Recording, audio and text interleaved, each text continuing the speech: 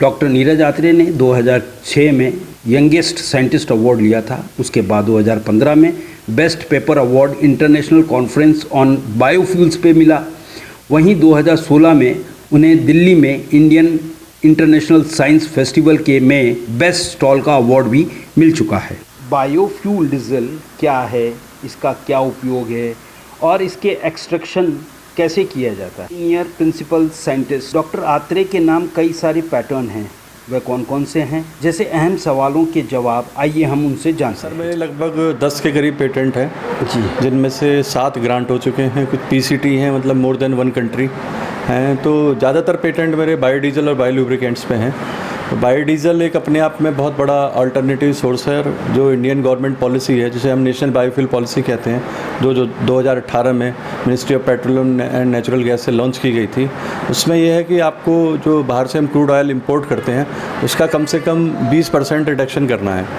तो उसी के तहत एक ये मिशन लॉन्च हुआ था 2018 में ही 2019 में, जिसको रूको मिशन कहा गया था, रीपर्पज़ यूज़ कुकिंग ऑयल। यानी कि आप जो इस्तेमाल किए हुए तेल हैं, जो 2 या 3 बार फ्राइंग के बाद बेकार हो जाते हैं, उनसे आप बायोडीजल कन्वर्ट कर सकते हैं। इसके अलावा कोई भी ऐसे सीड ऑयल, जैसे छत्तीसगढ़ में या राजस्थान में जेट्रोपा, महुआ, करंजा नॉन एडिबल ऑयल होते हैं, उनको भी आप इसी प्रोसेस से बायोडीजल में कन्वर्ट कर सकते हैं। तो इसका जो पेटेंट है मैं 2018 में ग्रांट हुआ था, और ये अपने आप में वर्ल्ड में यूनिक प्रोसेस है। इसमें बिना एनर्जी के आप किसी भी नॉन एडिबल ऑयल या यूज़ कुकिंग ऑयल से बायोडीजल बना सकते हैं। इसी का डेमो अभी धामी जी को, जब हमारे फाउंडेशन डे में चीफ मिनिस्टर साहब आए थे, उनको दिया गया और उन्होंने काफ़ी इसमें इंटरेस्ट भी लिया। हमें अभी 2 मई के बाद अलग से भी डायरेक्टर साहब और मुझे बुलाया गया है, और हमारा प्लान है कि हम 4 धाम यात्रा जो उत्तराखंड में होती है, उसमें बद्रीनाथ, ऋषिकेश, हरिद्वार, इन 3 जगह हम कम से कम 3 से 4 दिन इसका डेमोस्ट्रेशन दें, पब्लिक को अवेयर करें।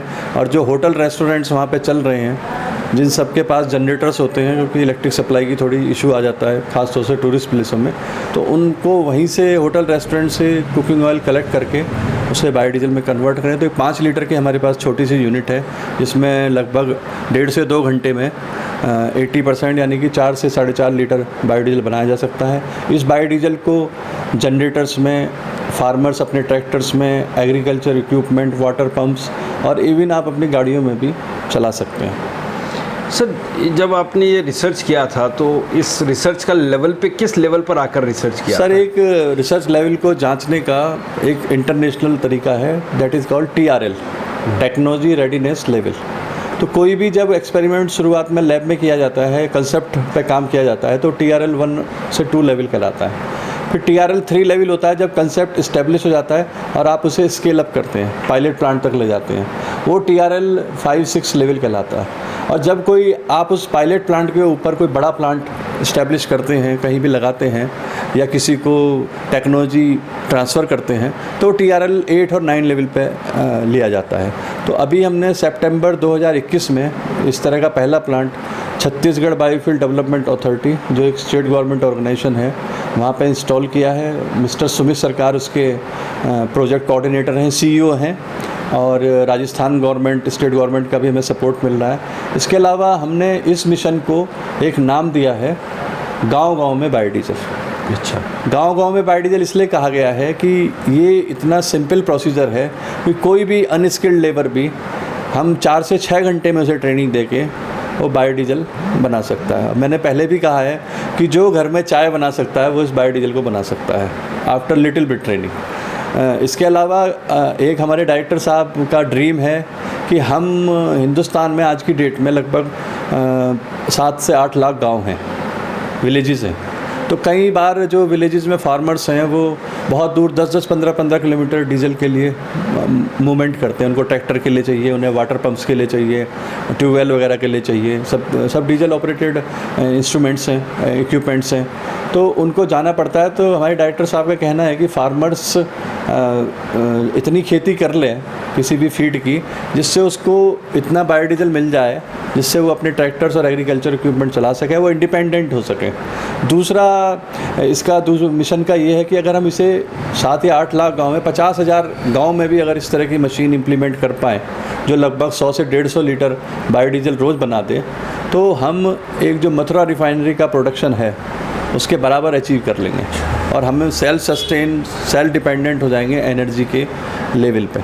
तो सर क्या इससे, जैसे आपने अभी कहा कि गांव-गांव में पहुंचाना है, किसान इसे यूज़ कर सकता है जी, तो क्या किसान की जो प्रोडक्टिविटी है उसमें कहीं वो खर्चा कम होगा या उनकी जो कॉस्ट ऑफ प्रोडक्शन है, कॉस्ट ऑफ प्रोडक्शन है, उस पर कोई फ़र्क पड़ेगा?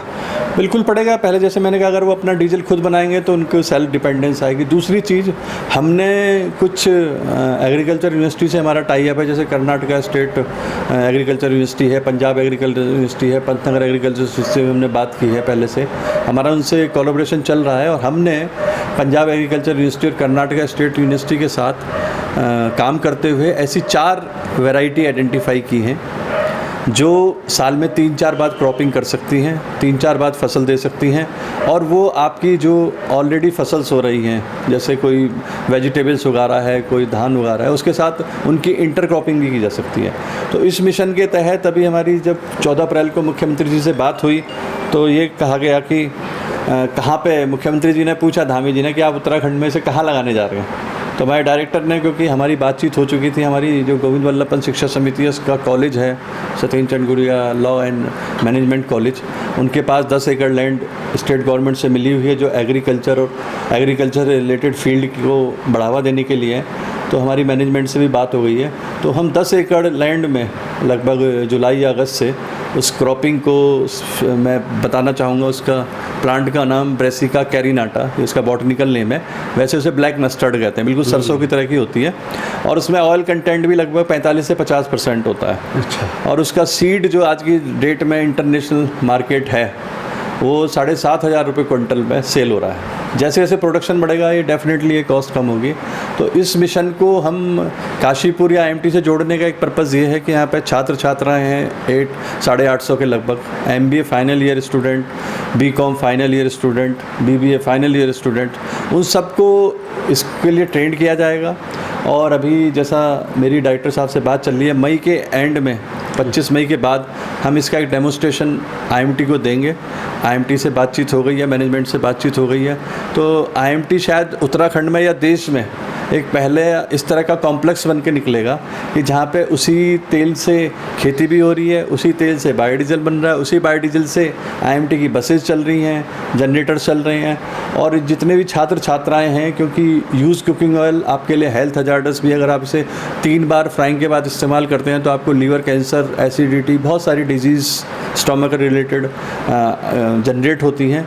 तो इन छात्र छात्राओं को ट्रेंड किया जाएगा। ये शहर में या हमारी बात जिन कॉर्बेट के आसपास भी होटल्स एसोसिएशन से चल रही है, वहाँ तक एक सप्लाई चेन का काम करेंगे।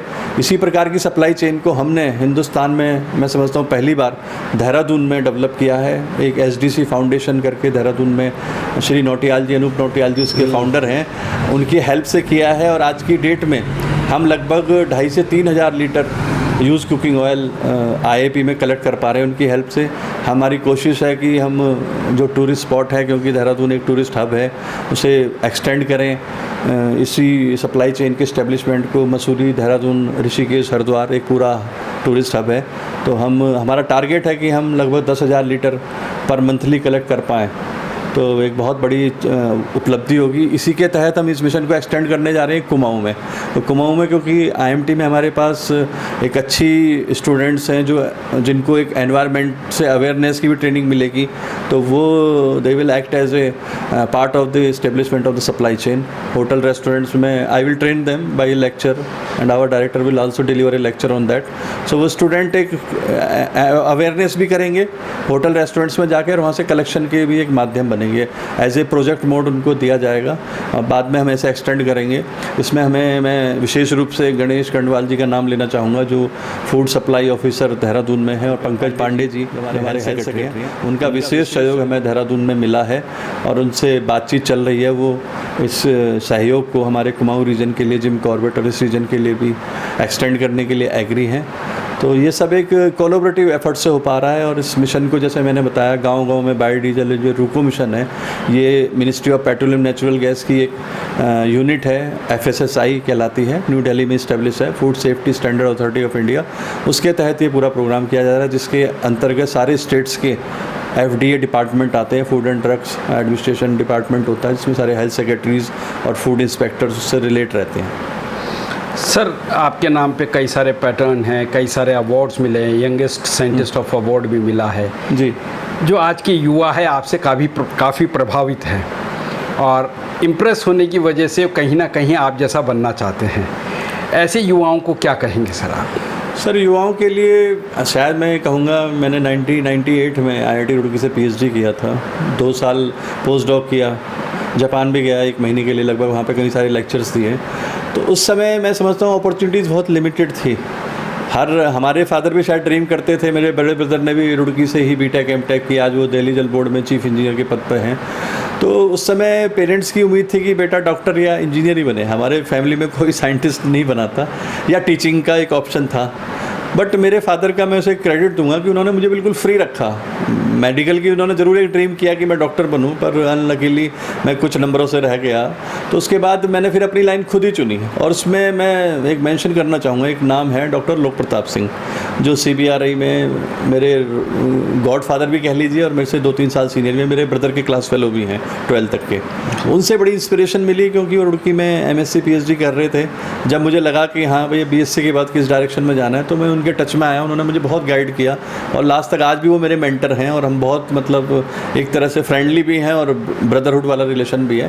तो आज अगर आप युवाओं को देखें तो बहुत सारे ऑप्शंस जनरेट हो गए। हमारे टाइम में MBA, BBA, BCA ये सारी चीज़ें नहीं थी मार्केट में। जॉब्स खाली इंजीनियर, डॉक्टर या टीचिंग में थी।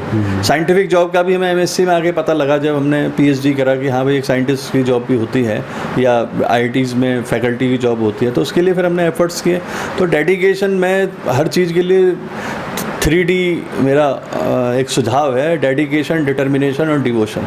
ये 3 चीज़ें अगर युवा या कोई भी अपना ले अपनी लाइफ में, स्पेशली ग्रेजुएशन के बाद, तो वो अचीव कर सकता है। कई बार ऐसा होता है कि आप जिस चीज़ के लिए मेहनत करते हैं, जिस चीज़ को प्राप्त करना चाहते हैं, वो नहीं मिल पाती, पर उसके समकक्ष आपकी मेहनत कभी बेकार नहीं जाती, आपकी नॉलेज कभी बेकार नहीं जाती। वो कहीं ना कहीं दूसरे रूप में आपको उसका रिवार्ड ज़रूर मिलता है।